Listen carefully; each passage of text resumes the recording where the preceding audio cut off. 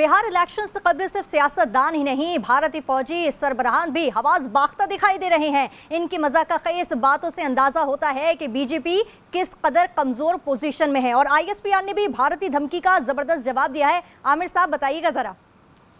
देखिए, अभी जब हम ये प्रोग्राम कर रहे थे इसके पहले हिस्से में, तो आईएसपीआर ने बड़ा मेरे ख्याल में वाज़े दो टोक और जिस तरह की स्टेटमेंट दी है कि भारत के जो वजीर दिफा, उनके आर्मी चीफ और उनके एयरफोर्स चीफ जो प्रोवोकेटिव स्टेटमेंट दे रहे थे, स्टाइलंगेज स्टेटमेंट दे रहे थे कि जी पाकिस्तान को सफेदस्ती से मिटा देंगे, उसके जवाब में आईएसपीआर की एक बड़ी डिटेल प्रेस रिलीज जारी हुई है। उसके टिकट भी चल रहे हैं इस वक्त हमारे सामने।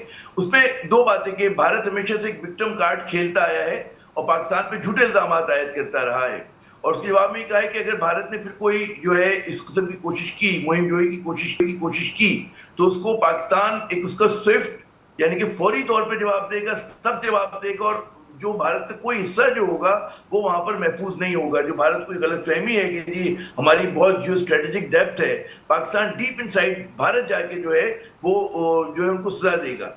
और ये जो उन्होंने कहा है कि जी पाकिस्तान को हम उसके कहते हैं ना दुनिया के नक्शे से मिटा देंगे, तो आईएसपीआर ने हमारी जो फौजी लीडरशिप है उसने वादे किया कि जी अगर ऐसा कोई चीज हुई तो फिर ये म्यूचुअल डिस्ट्रक्शन होगी, भारत भी जो है वो सफेदस्ती पे नहीं रहेगा। मेरे ख्याल में ये बड़ा जरूरी था कि एक तरफा तौर के ऊपर जो है आप देख रहे हैं कि भारत मुसलसल अपनी डोमेस्टिक पॉलिटिक्स की कंपल्शंस की वजह से जो है वो पाकिस्तान को धमकियां दे रहा है और ऑपरेशन सिंदूर 2 की बात कर रहा है। इस तरह का एक मजबूत जवाब आना बहुत जरूरी था।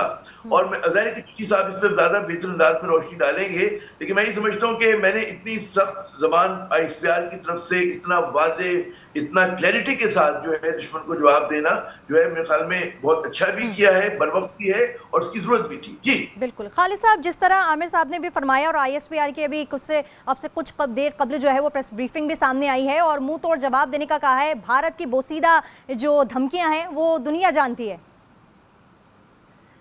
जी उन्होंने, मैं फॉलो कर रहा था और इंडियन आर्मी चीफ ने कहा है कि हम पाकिस्तान का जोग्राफिया बदल देंगे।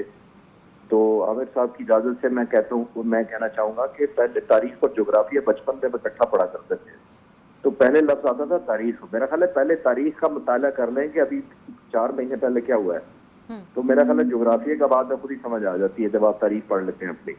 तो जो हुआ है अल्हम्दुलिल्लाह अल्लाह के करम से हुआ। फोर्सेज ने जिस तरह जवाब दिया, पाक फिजाइया ने जिस तरह कौम की तवक्कुआत से बढ़कर हिंदुस्तान को जवाब दिया, तो याद रखना चाहिए उनको। और एक मैं समझ रहा हूँ एक बड़ी एयरफोर्स है, उसका अपना एक ग्रेस होना चाहिए बिल्ट इन। हर महीने 1.5 बाद, पहले तो 3 महीने उन्होंने इंडियन एयरफोर्स चीफ को बिल्कुल छुपाए रखा, उन्होंने कोई बात ही नहीं की। चीफ ऑफ डिफेंस स्टाफ ने सिंगापुर में जाकर कहा कि नुकसान हो जाता है, हमने टैक्टिक्स सीखे, फिर हमने हमला किया पाकिस्तान पर, बड़ा जबरदस्त कामयाब किया। आप टैक्टिक्स जंग के दौरान पाकिस्तान एयरफोर्स से सीख रहे हैं, लड़ाई करके जो 40 सालों से ऑलमोस्ट वो कॉम्बैट रेडी है, वॉर रेडी है टेररिज्म के खिलाफ। सोवियत यूनियन की ऑक्यूपेशन जब अफगानिस्तान में उस वक्त से, तो ऐसी एयरफोर्स के साथ आप टैक्टिक्स इंप्रूव कर रहे हैं, पहली बात तो ये है। और आपने 1000 जहाज रखा हुआ है और आप क्लेम करते हैं कि हमने सारे S-400 से मारे हैं, तो फिर सारी दुनिया को मेरा ख्याल है फाइटर जहाज बेच के S-400 ले लेने चाहिए। तो पहले अपनी कैपेसिटी बिल्ड करें कि ये जो 1100, पहले अपनी इनवर्ड अकाउंटेबिलिटी करें कि क्या खोया क्या पाया उन्होंने। हमने 400 जहाज, 350-400 जहाज हैं, हमने उनके साथ 6 जहाज मारे, उनके एक HQ-9B मिसाइल से मारा। तो हम तो अपना अकाउंटेबिलिटी प्राइड के साथ कर रहे हैं। उनके पास 1100 जहाज हैं, वो कहते हैं हमने S-400 से मारा, और वो S-400 3 में से जिसके 2 को हमने टारगेट कर दिया पाक फिजाइया ने। तो ये मैंने इसलिए हिस्ट्री थोड़ी सी याद करवाई कि ये 4 महीने पुरानी बातें हैं। बिल्कुल सर। और अमेरिकन प्रेसिडेंट का मैं बस वेट कर रहा हूँ, जिस दिन थोड़े से ज्यादा गुस्से में होंगे वो खुद ही बता देंगे कि 7 जहाज किसके थे, क्योंकि उनके पास तो डाटा गलत नहीं जाता ना। हमारी ना माने, उनकी भी ना माने। तो मेरा ख्याल है ये सबक, ये हाई टाइम है कि वो सबक सीख लें। और ये जो अपने जिसको मैंने कहा ना कि अपने साइज के हिसाब से जो बिल्ट इन ग्रेस होना चाहिए उनकी फोर्सेज में, वो नजर आना चाहिए।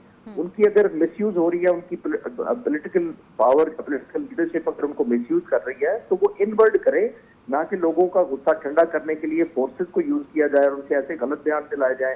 पहले उन्होंने 93 डेज के बाद ये क्लेम किया था कि हमने जहाज मारे हैं, इंडियन एयरफोर्स चीफ ने।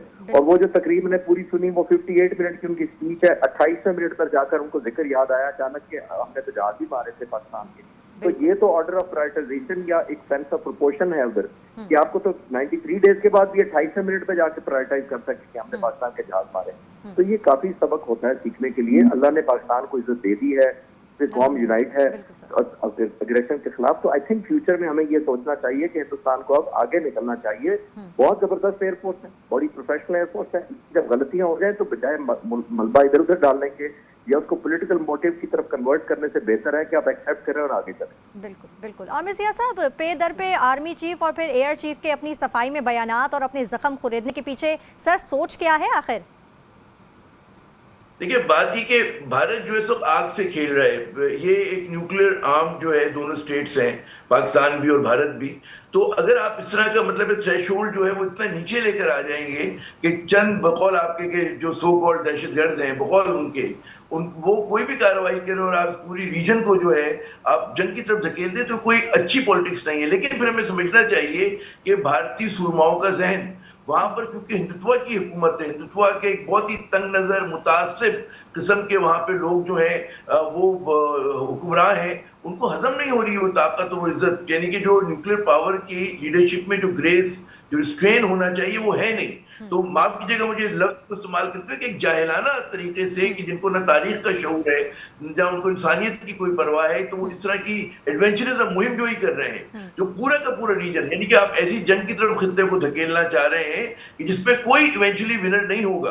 और आप देखिए पाकिस्तान जो है वो जंगबाज मुल्क नहीं है। पाकिस्तान ने कभी भी पहलकारी नहीं की है जंग में, और ना हमारा इरादा है। लेकिन दायरे की दिफाई जंग और दिफा के लिए आप किसी भी हद तक जा सकते हैं।